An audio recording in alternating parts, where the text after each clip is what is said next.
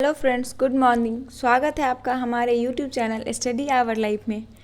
तो चल रहा है मेरा मेडाइवल हिस्ट्री मध्यकालीन भारत, जिसमें हमने कल विजयनगर प्रशासन तक कंप्लीट कर लिया था और आज है हमारा बहमनी साम्राज्य। तो चलिए बिना देर किए स्टार्ट करते हैं आज का वीडियो। तो बहमनी साम्राज्य 1347 में अलाउद्दीन बहमन शाह अथवा हसन गंगू ने बहमनी साम्राज्य की स्थापना की। इसने खलीफा से अपने पद की मान्यता ली। इसने गुलबर्ग को राजधानी बनाया। बहमनी साम्राज्य की मुद्रा हुन थी।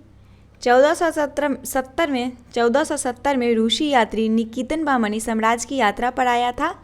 उस समय मोहम्मद तृतीय का शासन था। जब रूसी यात्री निकितन बहमनी साम्राज्य में आया था तो उस समय वहाँ का शासक कौन था? मोहम्मद तृतीय था। ये याद रखिएगा, ये यात्री पूछा जाता है कि कोई भी यात्री, विदेशी यात्री जो आया था वो किसके कार्यकाल में आया था, तो वो मोहम्मद तृतीय के कार्यकाल में आया था। कलीमुल्लाह बहमनी साम्राज्य का अंतिम शासक था। उसकी मृत्यु के बाद बहमनी साम्राज्य 5 स्वतंत्र राज्यों में बट गया। जब बहमनी साम्राज्य 5 स्वतंत्र राज्यों में बटा तो वो कौन कौन था देखिए। पहला राज था अहमदनगर, जिसमें वंश था निजाम शाही वंश का और इसके संस्थापक थे मलिक अहमद। अगला राज्य था बीजापुर, उसका वंश था आदिल शाही और संस्थापक था यूसुफ आदिल शाह। तीसरा था बरार, जिसका वंश था इमाद शाही और संस्थापक था फतेउल्लाह इमाद शाह। चौथा था बीदर, इस वंश था वरीद शाही और संस्थापक था अमीर अली वरीद। पांचवा गोलकुंडा था, वंश था कुतुब शाही और संस्थापक थे कुली कुतुब शाह। अगला है हमारा सूफी सिलसिला। अगला है सूफी सिलसिला। ये बहुत ही इम्पोर्टेंट टॉपिक है सूफी सिलसिला। सूफी सिलसिला के बारे में पढ़ेंगे। इसमें पहले चिश्ती सिलसिला। भारत का सर्वप्राचीन सूफी सिलसिला चिश्ती सिलसिला था। भारत में इसके संस्थापक ख्वाजा मुइजुद्दीन चिश्ती थे। सूफी सिलसिला के जो संस्थापक थे वो कौन थे? मुइनुद्दीन चिश्ती। वो 1192 में भारत आए और अजमेर में बसे। ख्वाजा कुतुबुद्दीन बख्तियार काकी का कार्यकाल 1186 से लेकर 1235 तक था। मुइनुद्दीन चिश्ती के शिष्य थे। ख्वाजा कुतुबुद्दीन बख्तियार काकी जो थे वो मुइनुद्दीन चिश्ती के शिष्य थे। इन्हें बख्तियार की उपाधि मुइनुद्दीन चिश्ती ने प्रदान की थी। कुतुबुद्दीन ऐबक ने इन्हीं की याद में कुतुब मीनार बनवाई थी। कुतुब मीनार जो बना था वो कुतुबुद्दीन ऐबक ने बनाया था इन्हीं की याद में, ख्वाजा कुतुबुद्दीन बख्तियार काकी के याद में। और ये कुतुब मीनार कहाँ है? कमेंट बॉक्स में आप लोग बताएंगे। अगला है बाबा फरीद। इन्हें फ़खरुद्दीन गज ए शंकर भी कहा जाता है। बाबा फरीद को फ़खरुद्दीन गज ए शंकर भी कहा जाता है। काकी के शिष्य थे। हांसी तथा अजोधन को अपना केंद्र बनाया। गुरु ग्रंथ साहिब में इनके उपदेश संकलित हैं। इन्हें पाक पाटन पंजाब में दफनाया गया था। बाबा फरीद को पाक पाटन पंजाब में दफनाया गया था। अगला है हमारा निजामुद्दीन औलिया। इनका कार्यकाल 1236 से लेकर 1325 तक। बाबा फरीद के शिष्य थे बदायूं। ये बाबा फरीद के शिष्य थे। निजामुद्दीन औलिया जो थे बाबा फरीद के शिष्य थे। बदायूं का जन्म हुआ था बदायूं में जन्म हुआ था। दिल्ली के 7 सुल्तानों का कार्यकाल देखा। इन्होंने महबूब ए इलाही और सुल्तान उल औलिया की उपाधि मिली। अमीर खुसरो इनके शिष्य थे। निजामुद्दीन औलिया ने अमीर खुसरो को तुर्क उल्लाह की उपाधि दी। इनका मकबरा दिल्ली में है। निजामुद्दीन औलिया का मकबरा कहाँ है? दिल्ली में। नसरुद्दीन चिराग ए दिल्ली। इनका जन्म अयोध्या में हुआ था। इनके प्रचार प्रसार का केंद्र दिल्ली था और गेसुदराज उनके शिष्य थे जिनको बंद नवाज की उपाधि मिली थी। नसरुद्दीन चिराग ए दिल्ली को बंद नवाज की उपाधि मिली थी। अगला है सुहारवर्दी सिलसिला। दूसरा सिलसिला कौन था? सुहारवर्दी सिलसिला। सुहारवर्दी सूफी संत सादा जीवन नहीं बिताते थे। ये राजकीय पद भी धारण करते थे। सुहारवर्दी सिलसिला उच्च वर्ग में लोकप्रिय था।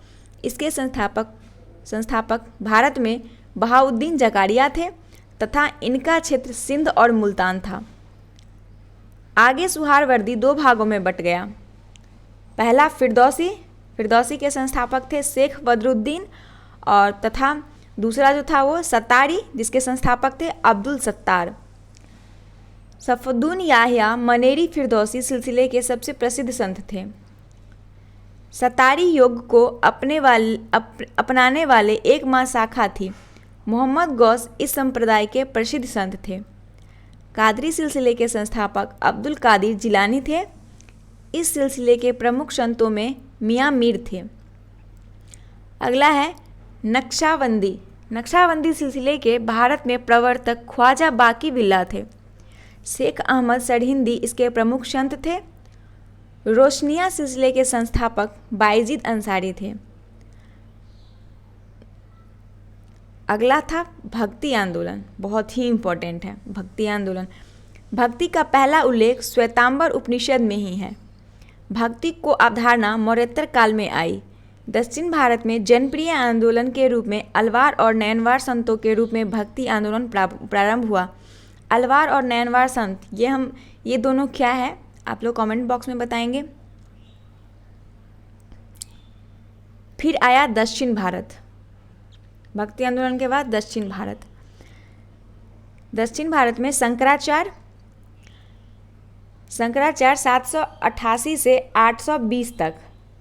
इनका दर्शन था अद्वैतवाद, बहुत ही इम्पोर्टेंट है। जितने भी आचार्य थे उनका ये दर्शन बहुत ही इम्पोर्टेंट है। आप लोग उनका दर्शन ये हमेशा याद रखिएगा, दर्शन मत भूलिएगा। तो शंकराचार्य का दर्शन था अद्वैतवाद। महेशमती में मंडन मिश्र की पत्नी भारती से शास्त्र किया। शंकराचार्य ने 4 पीठों की स्थापना करवाई।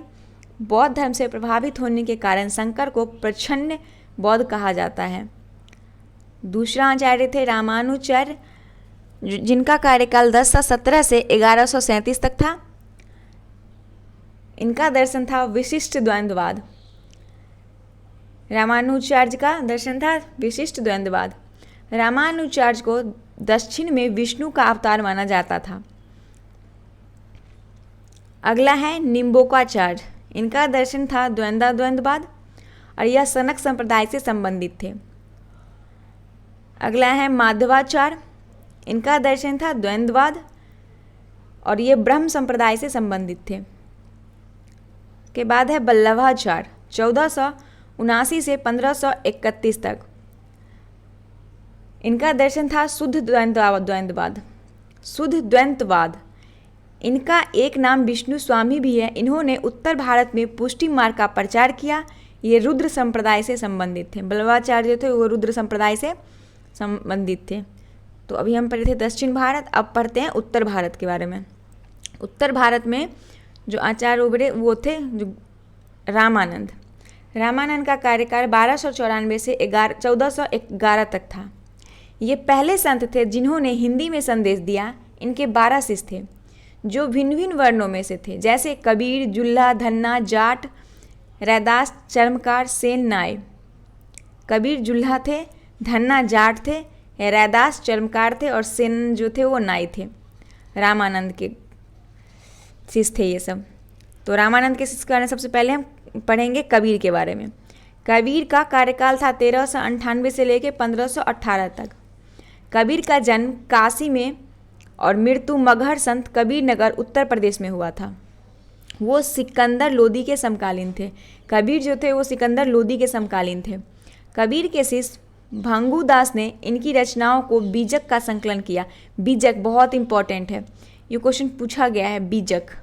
बीजक शब्द जो है वो किससे संबंधित है, तो वो बीजक जो है वो कबीर से संबंधित है। इनकी एक रचना है। रचनाएं बीजक, साखी, शबद, होली, रेखताल आदि, ये कबीर की कुछ रचनाएं हैं। बीजक, साखी, शबद, होली, रेखताल आदि। दूसरा है शिष्य इनका गुरु नानक 1469 से लेकर 1539 तक। गुरु नानक का जन्म तलवंडी में और मृत्यु करतारपुर में। बाबर तथा इब्राहिम लोदी के समकालीन थे। गुरु नानक जो थे उनका जन्म तलवंडी में हुआ था, मृत्यु करतारपुर में हुआ था और ये बाबर और इब्राहिम लोदी के समकालीन थे। अगला है हमारा दादू दयाल। इनका कार्यकाल 1544 से लेकर 1603 तक था।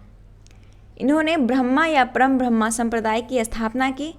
इन्होंने संत दर्शन को अस्वीकृत कर निपंख मार्ग का अनुमोदन किया। और अगला है रैदास। कबीर ने रैदास के संतों का संत कहा जाता है। कबीर ने रैदास को संतों का संत कहा है। अब पढ़ेंगे हम नरसिंह मेहता। नरसिंह मेहता के बारे में पढ़ेंगे। गांधी जी के प्रिय भजन वैष्णव जन तो तेने कहिए, जे पीर पराई जाने रे, के रचयिता नरसिंह मेहता ही थे। गांधी जी का एक प्रिय भजन था वैष्णव जन तो तेने कहिए, जे पीर पराई जाने रे, के रचयिता कौन थे? नरसिंह मेहता ही थे। और इनका कार्यक्षेत्र गुजरात था। अगला है सूरदास। अष्टछाप के प्रधान सूरदास जो थे वो अष्टछाप के प्रधान थे और वल्लभाचार्य के शिष्य थे। फिर आई मीराबाई 1496 से 1546। रतन सिंह की पुत्री थी मीराबाई, रतन सिंह की पुत्री थी। और मीराबाई उदयपुर के सिसोदिया राजकुमार युवराज भोजराज से विवाह हुआ था उनका। मीराबाई का विवाह उदयपुर के सिसोदिया राजकुमार से हुआ था। फिर चैतन्य महाप्रभु बहुत इंपॉर्टेंट है। 1486 से 1533 तक संकीर्तन प्रणाली चलाई। इन्हें गौरांग महाप्रभु भी कहते हैं। ये इंपॉर्टेंट है संकीर्तन प्रणाली। संकीर्तन प्रणाली किसका था? चैतन्य महाप्रभु का। अगला है शंकर देव। ये असम में था इनका। ये 1449 से लेकर 1568 तक एक शरण संप्रदाय तथा महापुरुषीय संप्रदाय की स्थापना की। सत्रिया नृत्य की रचना की। इनकी एक रचना थी सत्रिया नृत्य। और अगला है महाराष्ट्र। महाराष्ट्र ज्ञानदेव 1275 से 1296 गीता पर भाष्य लिखा। शंकर पर टीका लिखा। नामदेव महाराष्ट्र में नामदेव की वारकरी परंपरा में स्थान दिया जाता है। एकनाथ वैराग्य का विरोध कर गृहस्थों के लिए भी भक्ति द्वारा मोक्ष प्राप्त का मार्ग प्रशस्त किया। ये महाराष्ट्र के कुछ गुरु थे। फिर तुक्काराम वारकरी संप्रदाय से थे। फिर आए रामदास। ये शिवाजी के समकालीन थे। ये धरकड़ी संप्रदाय से जुड़े थे। नोट में दिया है गुरु ग्रंथ साहिब में रावानंद, कबीर, दादू दयाल, नामदेव, रैदास आदि के कुछ गीत भी शामिल हैं। गुरु ग्रंथ साहिब जो है उनमें इन लोगों के गीत भी शामिल हैं। अब हमारा है मुगल काल। मुगल काल में पहला बाबर था। बाबर का कार्यकाल 1526 से लेकर 1530 तक था। तो पहले हम बाबर के बारे में पढ़ते हैं। बाबर का जन्म 1483 में हुआ था। उसके पिता उमर शेख मिर्ज़ा फरंगाना के शासक थे। 1494 में बाबर फरंगाना की गद्दी पर बैठा। 1506 से 1507 में उसने पातशाह की उपाधि धारण की। पंजाब के गवर्नर दौलत खान लोधी ने बाबर को भारत पर आक्रमण करने के लिए निमंत्रण भेजा। पानीपत के प्रथम युद्ध 20 से 21 अप्रैल 1526 में बाबर ने इब्राहिम लोदी को पराजित किया। ये 20 से 21 मतलब ये कि कहीं कहीं 20 मिलेगा, कहीं कहीं 21 मिलता है, तो आप लोग ये दोनों ध्यान में रखिएगा। तो 20 या 21 अप्रैल 1526 बहुत ही इंपॉर्टेंट है। पानीपत का प्रथम युद्ध 1526 में हुआ था बाबर और इब्राहिम लोदी के बीच में, जिसमें लोदी की पराजित हो गई थी। इसमें बाबर ने तुलगुमा युद्ध पद्धति का प्रयोग किया। इस युद्ध में बाबर को 2 तोपची उस्ताद अली और मुस्तफ़ा खां थे। पानीपत के प्रथम युद्ध के पश्चात बाबर ने राणा संगा के साथ खानवा का युद्ध 1527 में खानवा का युद्ध 1527 में, मोदनी राय के साथ चंदेरी का युद्ध 1528 में तथा अफगानों के साथ घाघरा का युद्ध 1529 में लड़ा। ये कंटिन्यू याद रखिएगा। 26, 27, 28, 29 पानीपत का युद्ध, खानवा का युद्ध, चंदेरी का युद्ध और घाघरा का युद्ध। ठीक है। पानीपत का युद्ध 1526, खानवा का युद्ध 1527, चंदेरी का युद्ध 1528 और घाघरा का युद्ध 1529। इसको आप लोग एक ट्रिक भी आता है, उस ट्रिक के मदद से याद कर सकते हैं। लेकिन ये चारों को कंटिन्यू बहुत ज़्यादा इंपॉर्टेंट है याद करना, क्योंकि क्रम वाइज भी घटते क्रम बढ़ते क्रम में आप लोगों को दे दिया जाएगा ऑप्शन में, और उससे भी पूछा जाएगा, या फिर सिर्फ एक ईस्वी पूछा चंदेरी का युद्ध के बारे में पूछ दिया जाएगा। तो अगला है 1530 में बाबर की मृत्यु हो गई। उसे काबुल में दफनाया गया। बाबर ने तुर्की भाषा में अपनी आत्मकथा तुजुक ए बाबरी, जिसको बाबरनामा कहते हैं, वो लिखा। अकबर की जो आत्मकथा है वो कौन लिखा था? खुद लिखा था, और वो तुजुक ए बाबरी या फिर बाबरनामा, ये भी बहुत इंपॉर्टेंट है। इसका फारसी अनुवाद अब्दुल रहीम खान खाना ने किया। बाबर प्रसिद्ध नक्शबंदी सूफी ख्वाजा उबैदुल्ला अहरार का अनुयायी था। आगे है, बाबर के बाद आया हुमायूं। 1530 से 1540 ईस्वी और 1555 से 1556 ईस्वी, इसका कार्यकाल 2 बार रहा। एक बार 1530 से लेकर 1540 तक, कम समय 1 साल के लिए, और फिर दोबारा जब बना फिर 1555 से 1556 के लिए। हुमायूं जो था वो बाबर का पुत्र था। बाबर की मृत्यु के पश्चात हुमायूं दिसंबर 1530 में गद्दी पर बैठा। गद्दी पर बैठने से पूर्व वह बदखसा का सूबेदार था। चौसा का युद्ध 1539 में शेरशाह, जिसको शेरखा भी कहते हैं, और हुमायूं के बीच हुआ। चौसा का युद्ध कब हुआ? 1539 में। किस किस के बीच? शेरशाह या फिर शेरखा, जो भी कहिए, और हुमायूं के बीच हुआ, जिसमें हुमायूं को पराजित होना पड़ा और निजाम नामक भिस्ती ने हुमायूं की जान बचाई। युद्ध के बाद शेरखा ने स्वयं को सुल्तान घोषित किया और शेरखा की उपाधि ली। युद्ध के बाद शेरखा ने स्वयं को सुल्तान घोषित कर शेरशाह की उपाधि ली। कन्नौज या बिलग्राम की लड़ाई 1540 में शेरशाह ने हुमायूं को अंतिम रूप से पराजित किया और हुमायूं अपनी जान बचाकर ईरान की तरफ पलायन कर गया। निर्वासन के दौरान हुमायूं ने 1541 में मीर बाबा की पुत्री हमीदा बानो बेगम से निकाह कर लिया। अकबर को हमीदा बेगम ने ही जन्म दिया। 1555 में हुमायूं पुनः दिल्ली की गद्दी पर बैठा। सरहिंद के युद्ध में विजय होने के पश्चात 1555 में जब वो गद्दी पर बैठा था, उस टाइम वो सरहिंद का युद्ध जीत के आया था। जनवरी 1556 ईस्वी में हुमायूं दीन ए पनाह के पुस्तकालय की सीढ़ियों से गिरकर मर गया था, जनवरी में।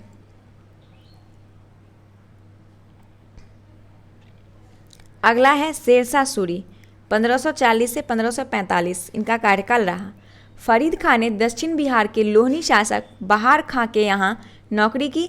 बहार खां लोहानी ने इसे शेर खां की उपाधि दी। शेरशाह को शेर खां की उपाधि किसने दिया? बहार खां ने। हुमायूं को पराजित करने के पश्चात वह शेरशाह के नाम से गद्दी पर बैठा। उसने अफगान राज्य की स्थापना की। अफगान राज्य का स्थापना किसने किया? शेरखा या शेरशाह, जो भी कहें। शेरशाह ने ग्रांड ट्रंक सड़क की मरम्मत करवाई। सी बहुत इंपॉर्टेंट है ये लाइन। ग्रांड ट्रंक सड़क की मरम्मत किसने करवाया? शेरशाह। मलिक मोहम्मद जायसी शेरशाह के समकालीन थे। मलिक मोहम्मद जायसी ये किसके समकालीन थे? शेरशाह के समकालीन थे।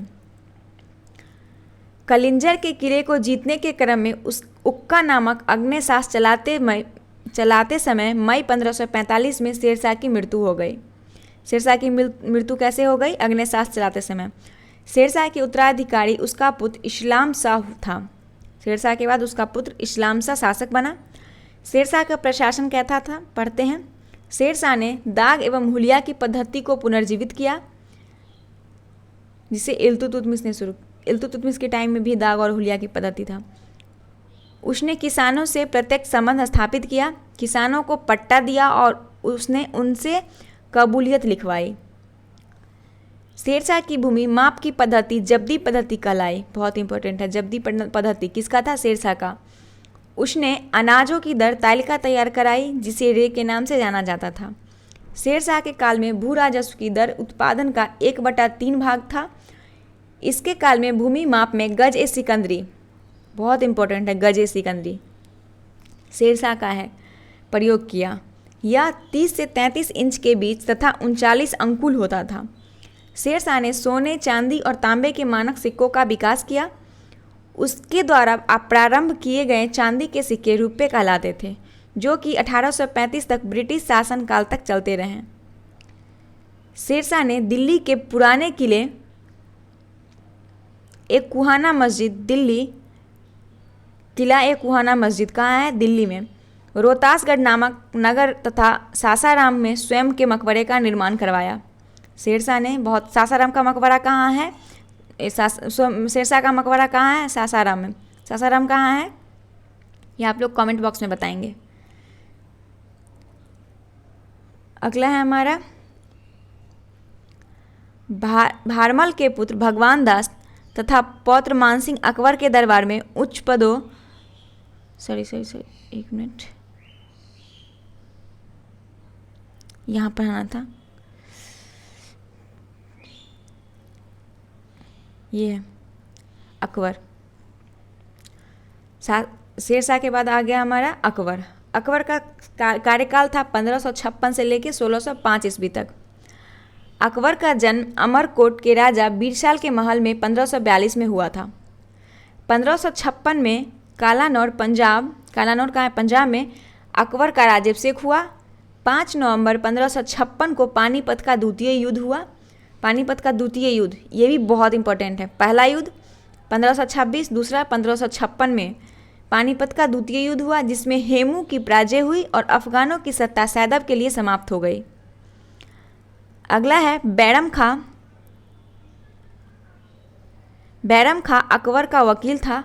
अब्दुल रहीम खान ने खाना बैरम खां का पुत्र था। 1556 से 1560 तक अकबर बैरम खां के संरक्षक में रहा।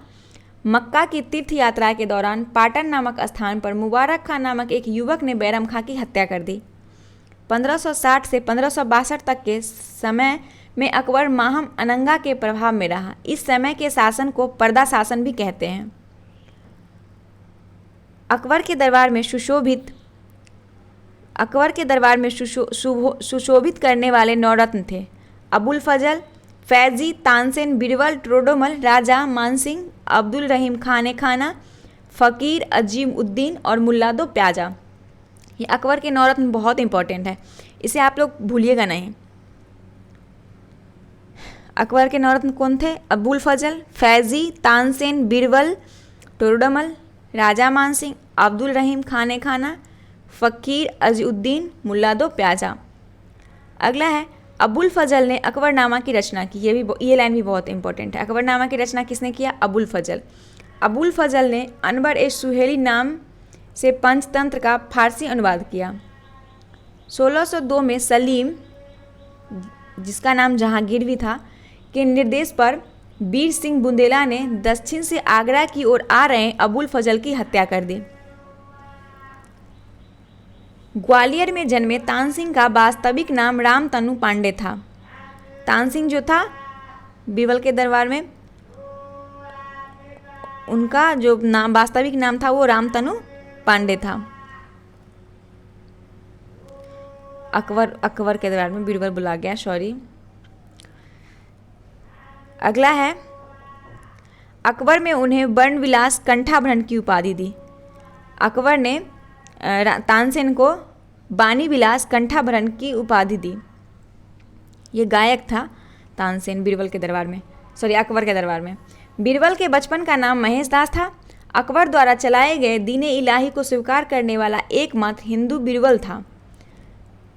अकबर के द्वारा जो चलाया गया था दीन इलाही, उसको एक बीरबल ही स्वीकार किया था, मात्र एक हिंदू था। यूसुफजई के विद्रोह को दबाने के दौरान बीरबल की हत्या हो गई। 1575 में अकबर ने इबादत खाना की स्थापना की। इबादत खाना की स्थापना कब हुआ? 1575 में। किसने करवाया? अकबर ने। अकबर के दीवान टोडरमल ने 1580 में दहसाल बंदोबस्त लागू किया। दहसाल बंदोबस्त अकबर ने लागू किया, ये भी बहुत इंपॉर्टेंट है। अकबर ने 1582 में दीन इलाही का प्रवर्तन किया। अकबर के दरबार का प्रसिद्ध चित्रकार अब्दुद्दस्मत था। इसे अकबर ने सीरी कलम की उपाधि प्रदान की। ये भी इम्पोर्टेंट है, पूछा जाएगा कि अकबर ने सीरी कलम की उपाधि किसे प्रदान की थी? तो अब्दुल रशमत को। ये उनके दरबार में प्रसिद्ध चित्रकार था। अकबर ने अनुवाद विभाग की स्थापना की। अब्दुल कादिर बदायूं के नेतृत्व में एक समूह ने रामायण का फारसी अनुवाद किया। महाभारत का फारसी अनुवाद रज़्मनामा के नाम से फैजी के नेतृत्व में एक टीम ने किया, जिसमें बदायूनी भी शामिल था। फैजी ने लीलावती, जिसको गणित ग्रंथ, लीलावती गणित का ग्रंथ था, तथा नल दमयंती का फारसी में अनुवाद किया। अकबर के समकालीन प्रसिद्ध सूफी संत शेख सलीम चिश्ती थे। शेख सलीम चिश्ती जो थे भक्ति आंदोलन के, वो कौन थे? अकबर के समकालीन थे। अगला है अकबर के महत्वपूर्ण सैन्य अभियान। 1562 में आमेर का शासक भारमल स्वेच्छा से अकबर की अधीनता में आ गया। ऐसा करने वाला वह प्रथम राजपूत शासक था। अकबर ने भारमल की बेटी से विवाह किया जिसे जहांगीर का जन्म हुआ। जहांगीर भारमल के पुत्र भगवान दास तथा पौत्र मान सिंह अकबर के दरबार में उच्च पदों पर थे। हल्दी घाटी का युद्ध 1576 मेवाड़ के शासक महाराणा प्रताप तथा अकबर के सेनापति मानसिंह के मध्य हुआ था। हल्दी घाटी का युद्ध 1576 में महाराणा प्रताप और अकबर के सेनापति मानसिंह के साथ हुआ था, जिसमें महाराणा प्रताप की हार हुई थी। अगला है 1601 में अकबर ने दक्षिण में खानदेश पर हमला कर असीरगढ़ के किले को छीन लिया। यह अकबर का अंतिम सैन्य अभियान था। खानदेश पर हमला करके 1601 में असीरगढ़ किले को छीन लिया, ये उनका अंतिम अभियान था 1601 में। अगला हमारा जहांगीर होगा, जो हम नेक्स्ट वीडियो में कवर करेंगे। तो आज के लिए इतना ही। अगर आप लोगों को हमारा वीडियो अच्छा लगा हो तो प्लीज़ सब्सक्राइब, लाइक, शेयर कीजिएगा और कमेंट भी कीजिएगा। अगर कोई त्रुटि लगे तो प्लीज़ आप लोग कमेंट बॉक्स में ज़रूर लिखिएगा, ताकि हम अगले वीडियो में इम्प्रूव कर सकें।